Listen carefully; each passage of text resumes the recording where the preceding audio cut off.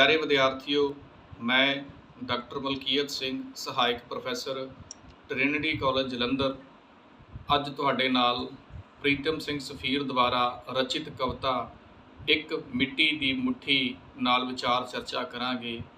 सब तो पहला असीं एक मिट्टी दी मुट्ठी कविता नाल जान पछाण करांगे कि इस कविता विच प्रीतम सिंह सफीर ने की लिखिया है। वो लिखते हैं कि एक मिट्टी दी मुट्ठी भर के नैना नाल नीज ला तक्की, नक्श गवाचे होए ना दिसे होठ हसा ना सकी, लब लब चमकीलियां घुंघरालियां नज़र सहक के थकी, केर केर उंगलां चो भौं ते कूक अंत मैं उठी, हाय नी एक मिट्टी दी मुट्ठी। एक मिट्टी दी मुट्ठी सुपने सै ब्रह्मंडां कुल हुसना दे, एक एक किणके विच सांभे होए, बल्लां फुल्लां दे दरिया दे हुशनाका दे दिल परोए, झुल पैंदे सख्त हवा दे कदे जमीन ते फिर सिसकदी आ पैंदी है पुट्ठी, हाय नी एक मिट्टी दी मुट्ठी। एक मिट्टी दी मुट्ठी आवे नी कोई जिंद तैनू लोड़े, वसे किते सितारे अंदर उड उड के रूह मेरी लोड़े, होवे जे सोहजां दा मंदर फिर ना उपासक थोड़े, ना पर हुसन ना इश्क नियाजा, जद तीकर जिंद रूठी, रुली रुले पई एक मिट्टी दी मुट्ठी।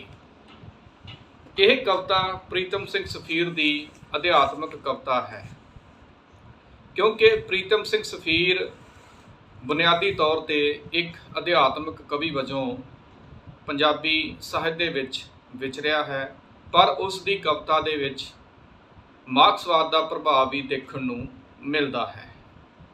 एक मिट्टी दी मुट्ठी कविता विच सफीर कण कण विच कायनात दे सिरजनहारे दी गुम हुई होंद दे दर्शन लोचता है।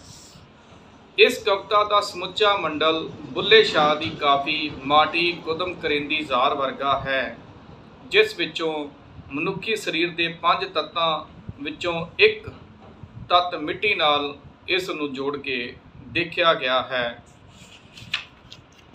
इस कविता के पिछोकड़ विच सफीर अपने संपूर्ण अंक सर्व निरंतर विच यह विचार पेश करते हैं कि दसंबर की एक शाम रावी के कंढे एक जादू भरे सरूर विच निंज के एक मिट्टी की मुट्ठी भरी, फिर सुकड़ खलो के अखां की जोतना के नेड़े करके खोली, कुछ लभ रहा सा, आकाशां धरतियां सितारियां नाल कुल सृष्टियां नाल टक्करां मार रहा सा, नज़रां नाल मिट्टी के जरियां दा अंदरवार पढ़ना चाहुंदा सा, ऐन मिट्टी की हसरत भरी चमक विच मखरूर सा, जदों उस विच रच रहियां शाम के सूरज दियां अजब रहस्यमई किरणां दे प्रभाव विच एक जरा संतुष्ट करन वाले ਸਰੋਤ ਦਾ आदाज जाग्या, उंगलां हिलण लग पईयां।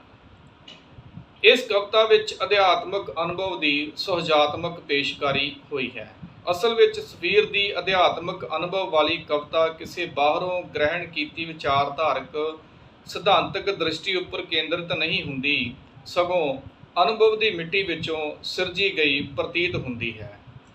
उस दी कविता विच सिरजण प्रक्रिया वधेरे आज़ाद रहिंदी है। काव मैं मिट्टी की मुट्ठी विचों अपनी ही गवाची हुई होंद नूं मुड़ तलाश रही है। इस कविता का सुभाव अमूरत प्रकृति का है, जिस विच मिट्टी नूं मुखातब हो रही है अते जीवन के रहस्यमई प्रश्नां दे उत्तर तलाश रही है। मिट्टी नूं मुट्ठी विच भर लैण, निहारन पछाणन तो अंतिम रूप विच कुछ भी प्राप्त नहीं हुंदा, जां यूँ कहिए कि इस मिट्टी नूं बहुत नीज नाल देखिया कोई पहचान कायम नहीं हुंदी कि इस मिट्टी विच किस दे नक्श गवाचे हुए हैं। यह एक अजिहा रहस्य है जिस विच इंसान दे अंत दा, हुसन दे अंत दा अते अखीर विच सब कुछ मिट्टी विच अभेद होण दा है। इस अध्यात्म नूं सफीर तलाशना चाहुंदा है, पर इस दा कोई भेद नहीं लभदा कि इस मिट्टी की मुट्ठी विच कौन गवाचिया है। मिट्टी की मुट्ठी की प्रकृति अजिही है कि इस दे एक एक किणके विच 100 ब्रह्मंडां दे भेद अते रहस्य सांभे हुए हैं।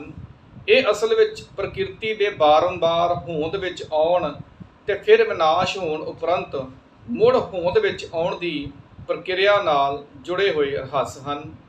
ਇਸ ਵਿੱਚ ਗਹੁ ਨਾਲ ਦੇਖਿਆ ਪਤਾ ਲੱਗਦਾ ਹੈ ਕਿ ਛੱਡੀ ਨਿਹਾਰੀ ਜਾਣ ਵਾਲੀ ਪ੍ਰਕਿਰਤੀ ਸ਼ੁੱਧ ਰੂਪ ਵਿੱਚ ਅਮੂਰਤ ਹੈ, ਪਰ ਇਸ ਨਾਲ ਸੰਵਾਦ ਰਚਾਉਣ ਵਾਲੀ ਕਾਮੈਨ ਦੀ ਪ੍ਰਕਿਰਤੀ ਮਾਨਵ ਨੁਮਾ ਹੈ। ਭਾਵ ਇਸ ਮਿੱਟੀ ਦੀ ਮੁੱਠੀ ਵਿੱਚ ਇੱਕ ਹੁਸਨ ਦੇ ਨਹੀਂ ਬਲਕਿ ਕੁੱਲ ਹੁਸਨਾਂ ਦੇ ਬ੍ਰਹਿਮੰਡਾਂ ਦੇ ਸੁਪਨੇ ਪਏ ਹੋਏ ਹਨ ਅਤੇ ਇਹ ਸੁਪਨੇ ਇੱਕ ਇੱਕ ਕਿਣਕੇ ਵਿੱਚ ਪਏ ਹੋਏ ਹਨ।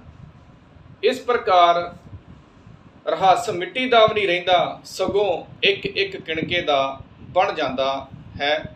ਬ੍ਰਹਿਮੰਡ ਵਿੱਚ ਪਸਰੀ ਪ੍ਰਕਿਰਤੀ, ਫਲ ਫੁੱਲ, ਦਰਿਆ ਅਤੇ ਸਮੁੱਚੀ ਸੁੰਦਰਤਾ ਇੱਕ ਇੱਕ ਕਿਣਕੇ ਵਿੱਚ ਗਵਾਚੀ ਹੋਈ ਹੈ। ਇਸ ਕਵਿਤਾ ਦਾ ਮੂਲ ਵਿਰੋਧਾਭਾਸ ਇਹ ਵੀ ਹੈ ਕਿ ਮਿੱਟੀ ਦੀ ਮੁੱਠੀ ਅਤੇ ਇਸ ਨਾਲ ਸੰਵਾਦ ਰਚਾਉਣ ਵਾਲੀ ਕਾਵਿ-ਮੈ ਦੋਹਾਂ ਦੀ ਪ੍ਰਕਿਰਤੀ ਮਿੱਟੀ ਦੇ ਰੂਪ ਵਿੱਚ ਕਾਵਿ-ਮੈ ਦੀ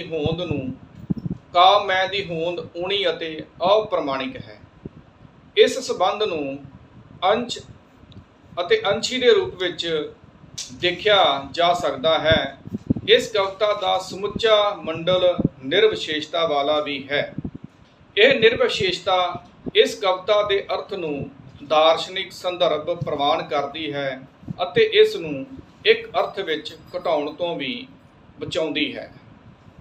ਕਵਿਤਾ ਵਿੱਚ ਨਾਸ਼ਮਾਨ ਸੰਸਾਰ ਦਾ ਇੱਕ ਵਿਚਾਰ ਤਾਂ ਪਿਆ ਹੈ, ਪਰ ਵਿਚਾਰ ਨੂੰ ਕੇਵਲ